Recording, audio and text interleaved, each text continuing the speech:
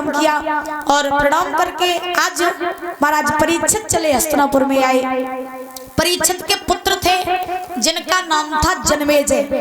तो परीक्षित ने अपने पुत्र जनमेजय का राज्य तिलक करवाया और राज्य तिलक करवाने के बाद में परीक्षित जो है वो तक्षक के आने की राह देखने लगे।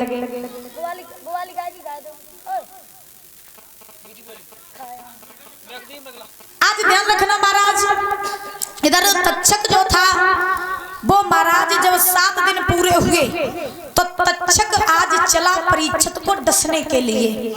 और तक्षक चला परीक्षित को डसने के लिए। परीक्षित के गुरु थे एक महाराज धनवंतर, उनका काम था लोगों को ठीक करना। तो तक्षक चला परीक्षित को डसने के लिए और धनवंतर चले परीक्षित को बचाने के लिए।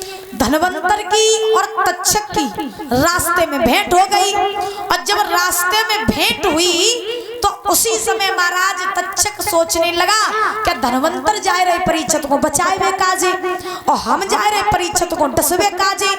तो धनवंतर अगर पहुंचिए तो परीक्षित को कोई मारने वाला नहीं होगा, श्रृंगी ऋषि का श्राप झूठा हो जाएगा।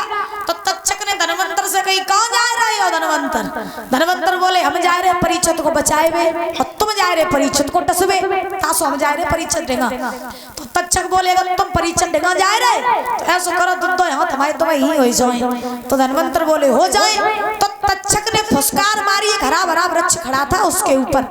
जब तक्षक ने फुसकार मारी वृक्ष सूख गया और धनवंतर ने नजर घुमाई वृक्ष फिर से हरा भरा हो गया। तक्षक सोचने लगे अगर पहुंचिए धनवंतर तो परीक्षित नहीं मारे जाए।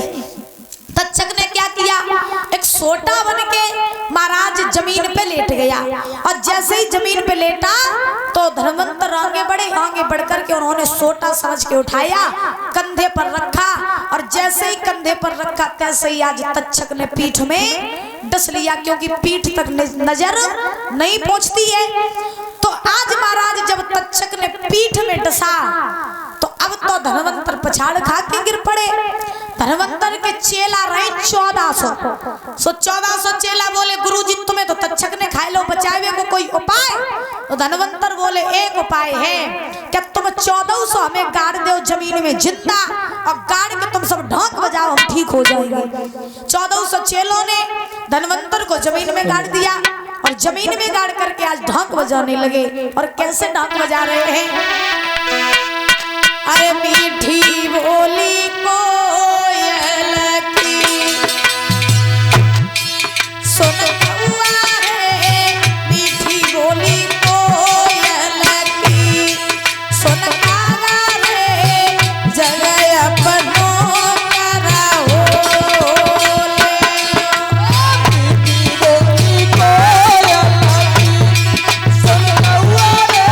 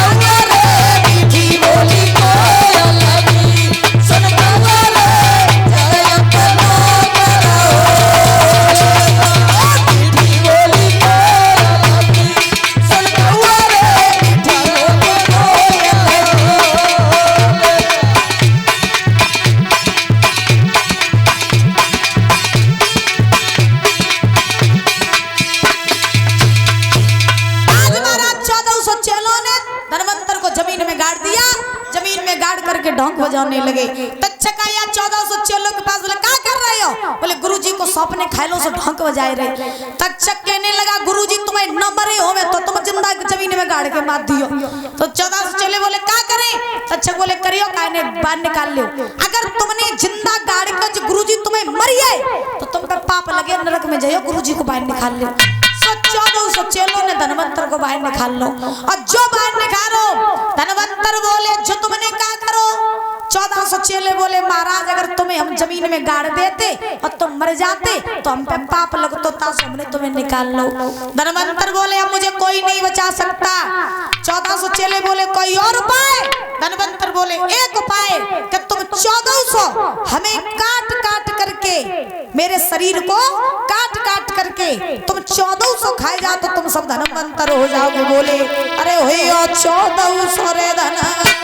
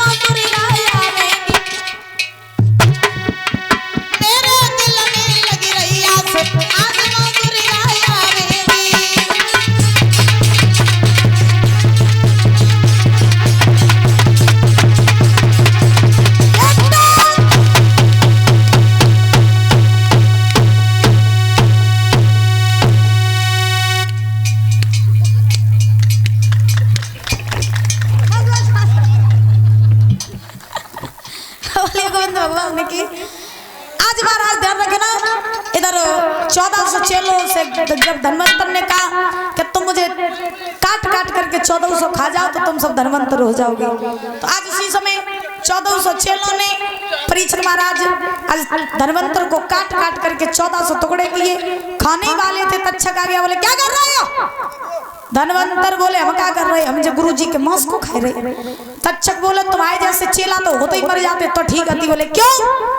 तो महाराज धनवंतर में तक्षक कहने लगा 1400 चेलों से, तुम्हारे गुरु जी ने तुम्हें शिक्षा दी, पढ़ाया लिखाया, विद्या दी, और तुम आज उन्हीं गुरु के मांस को खाओगे काट करके, नरक में जाओगे तुम।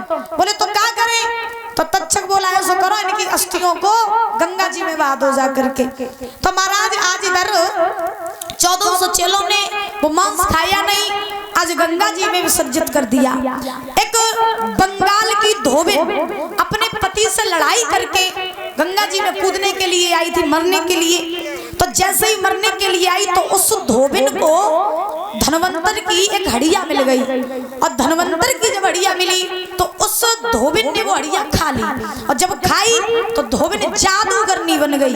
और जादूगरनी जब बनी तो बंगाल में आई, उसने जितनी कुंवारी लड़कियां थी उनको भी जादू सिखाया, जिनकी शादी हो गई थी उनको भी जादू सिखाया, सबको जादू सिखाया। आज भी ये प्रथा है कि सबसे ज्यादा जादू केवल और केवल बंगाल में होता है, आज भी। तो आज महाराज वो धोबिन जो थी वो जादूगरनी बन गई, उसने सबको जादू सिखाया। तक्षक चला परीक्षित को डसने के लिए। तक्षक ने एक फूल का रूप बनाया। परीक्षित महाराज उठ के यहाँ से